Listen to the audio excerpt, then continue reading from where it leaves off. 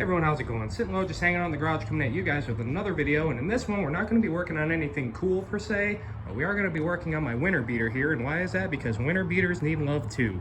Now over the winter time, this thing developed a minor transmission fluid leak. I noticed that anytime I'd park it overnight, it would leave these little puddles and droplets everywhere. So I figured we got ourselves a nice warm spring day to finally work on this thing.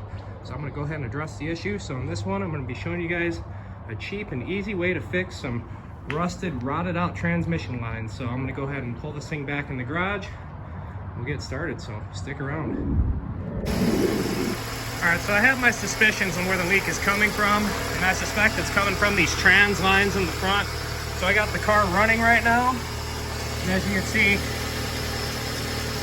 slowly drip. It's already made that. It's been running for like 2 minutes and it's already made that little puddle. So I'd say that those lines are definitely the culprit. As you can see, they're in pretty rusty, crusty condition. So I'm just going to go ahead and chop all that rotted shit out of there and just splice in some new stuff and call it good.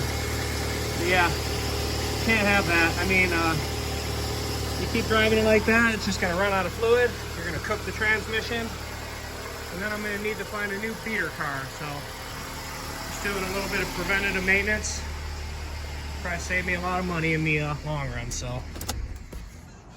like I said, we're just gonna go ahead and put this sucker up in there now.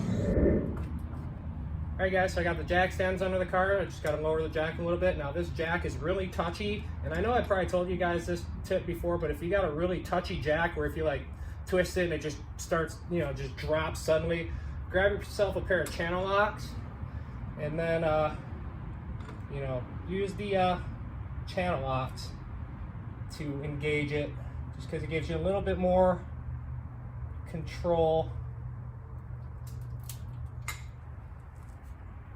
Before you fully let it go, always, you know, retighten it and double check, make sure everything's sitting correctly, everything looks good. Never hurts to give it a little shimmy, little shake test. So make sure everything's okay with it. You're about to crawl under this thing and work on it, so you just want to make sure you don't end up freaking pancaked under there. Alright, so I'd say we're good. Let's go ahead and get this jack out of our way. Alright, so now that we're underneath, you can see that puddle that it made while it was just briefly running. You can see the whole underneath of this thing is saturated with transmission fluid, just because of how frequently this thing was dripping. And I drive a lot of freeway miles on this car, so as it was dripping, all the residual drippings are probably just flinging back underneath there, because it goes all the way back there. But yeah, I'm pretty confident that these lines are the culprit. As you can see there, you can see it's probably right behind that sticker too. Yeah, this is Michigan, you guys. All right, so I just got back from the auto parts store, and I got our ingredients that we're going to use to fix this here. I got this 60-inch length of pre-flared nickel copper brake line here. Got a couple of feet of transmission fluid hose. I got a 10-pack of hose clamps. So by using this, I'm basically going to cut this in half and use the two 30-inch sections to form new hard lines underneath, and then I'm going to basically just slip over it and clamp both ends and call it good. So between the line, that, and the hose clamps, I'm in the hole for, I think, 28 bucks as of now. If you want to count the time and gas, you know, let's just call it 30 bucks. So 30 bucks in the hole so far. And like I said, if I can spend 30 now and save myself, you know, 3,000, then I'd be a fool not to. So I'm gonna go ahead and start getting this stuff all situated. All right guys, so here we are underneath. I've got everything I need to pretty much correct this situation, but I'm just kind of deciding where I want to cut. First things first, I'm probably gonna have to disconnect, you know, these plastic clips that are holding this up. And I know once I start even touching this stuff, it's likely to just gonna start disintegrating in my hands. But yeah, basically the plan is to cut all this rotted, rusty metal out. I'm gonna cut it right there at that metal or at that rubber junction there. I'm gonna slip one end into the rubber portion of there, hose clamp it, another portion into the other one, hose clamp it, And then I'm gonna come over here with, you know, a fresh new line. I'm probably gonna end up cutting it here or something, you know, just somewhere where I can easily access it, where the line is clean and I could get a, you know, screwdriver to it so I can tighten up the hose clamps and stuff. But you guys will see what I'm doing. But basically I already took a measurement, and pretty much from here to where I want to go is about 28 inches. So with that 60-inch length of a brake line there, that should give us plenty of line. So I'm gonna go ahead and start cutting. All right guys, so to cut the line, I'm just gonna use this small pipe cutter that I've had for a very long time. I've got a bigger version of this, but this small one will probably allow me to get a little tighter area here. But I'm probably gonna have to unclip these plastic clips and just free everything up, and then I'm gonna be able to, you know, move them around, then I should be able to cut them. So I'll go ahead and start working on this. All right guys, so I got those little plastic clips popped, and as you would guess, the moment I even touched these lines, they started to freaking disintegrate on me. So I got another decent leak going on right there, but at least now I got a little bit of wiggle room so I can get in there and make my cuts a little easier. I'm just gonna go ahead and lop this line right there, lop that one behind it, and form some new ones and patch them in. All right guys, so I got the first line cut, and it is very, very, very, very rusty. And yeah, so now all I got to do is just take this over to the new line, you know, bend it, cut it, flare it, and just patch it in. So that's kind of where we're at now. All right, so I got my first section of line cut. As you can tell, it's already been flared there. Bent it nice 90 degrees. Now all I got to do is throw another flare on the end of this one. And how I'm going to do that, I'm going to use my brake fitting flaring tool. So I'm gonna set this up and I'll give you guys a quick rundown on how to do this. All right guys, now flaring brake lines, fuel lines, any kind of metal lines, it's really not that difficult. And I've had this kit here for, I don't know, over 20 freaking years, and it's worked great. I do brake lines, fuel lines, anything that needs to be flared, I've used this kit. So, all right, so to get started, first you're gonna need this thing, and basically this just clamps the line in place. As you can see, it's numbered here. We're using 3/8 lines, so we're gonna wanna use the 3/8 hole there. So we got it in the 3/8 hole. Now you want to start with, I like to start with this, tighten the wing nut all the way down first, and when you tighten that down and then tighten this one down, there used to be a wing nut on this other side too, but over the years it kind of broke, so I had to replace it with a new bolt. So basically, you just want to clamp this thing in there real tight like. Leave yourself just a little, I don't know, a little bit of stick out there. So then we're going to use your dies over here. 9/16, 3/8 is what we're after. All right.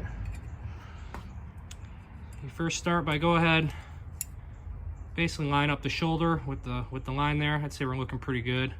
You go ahead and flip this guy in there like this. Bust this sucker out, open it up, slip it over like so.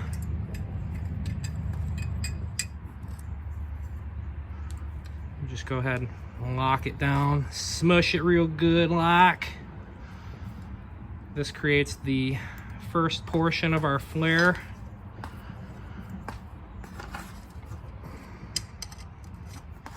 All right, so I got it pretty much cinched down as far as I can get it. And then second step, you go ahead and back it off, remove the die, and set it back to where it goes, and then proceed to finish it off. Now, when you finish it off, you don't got to super beefcake it. Just give it a nice snuggie. Nice and snug. Like I said, you don't want to beefcake it. Once you're good, go ahead and undo your tool there.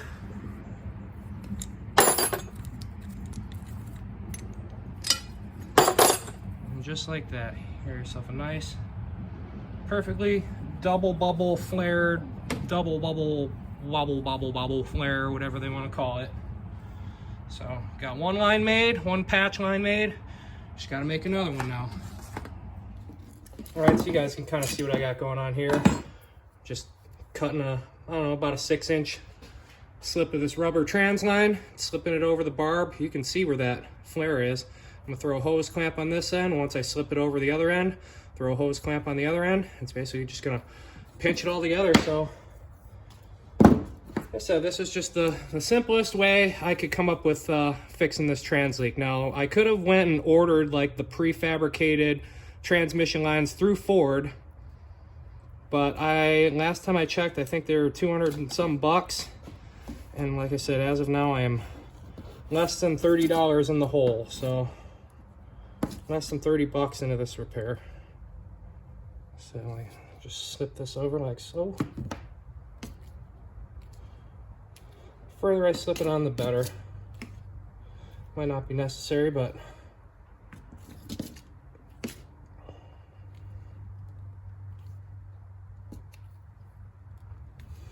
alright, so should go ahead and cut it right. Gives us about 3.5 inches to slip over. So I'm just gonna cut it right there. So we got our 2 pre-made transmission lines, and we've got our hose clamp, friends. So with all this here,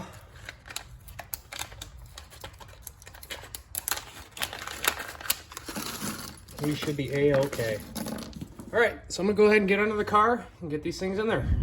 All right, guys, so we're pretty much on the last leg of the journey. Basically, all I'm doing right now is I'm just flaring these little nubs that I can stub off of. I don't know if it's necessary or not, but like I said, it's just gonna help hold the line on there. So it's kind of a tight fit, but it is totally doable.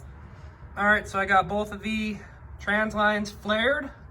I just gotta go ahead and patch in the new ones. All right, guys, so just wrapped up the repair, got everything patched in, pretty much clamped into place, everything's good to go. I'm gonna try to actually get this clip to work, but there's still some residual rust buildup in this little plastic clip here that I gotta scrape out, but I got that one to work. So but you can kind of see what I did, just patching some new line to the old line using some, rubber sleeves and some hose clamps. Pretty much the same thing down here, but let's go ahead and start it up and see if it leaks now. All right, guys, so got the car running. I'm not seeing any leaks or anything. No drippy drips. As you can remember in the beginning of this video, it was steady dripping. It seems like every other 2 seconds it was dripping another drip out, so.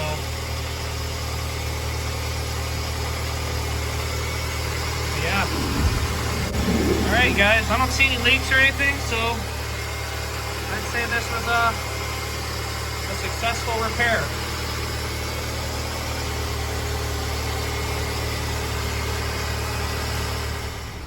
All right, you guys, so I got everything all put back together and everything cleaned up. Car's back on the ground and running, and as you can see, we got no more drip action happening beneath it. So I guess the only thing I have left to do now is just take it for a short drive, get it up to temp, and then just top off the trans fluid accordingly. So hopefully you guys found this video informative.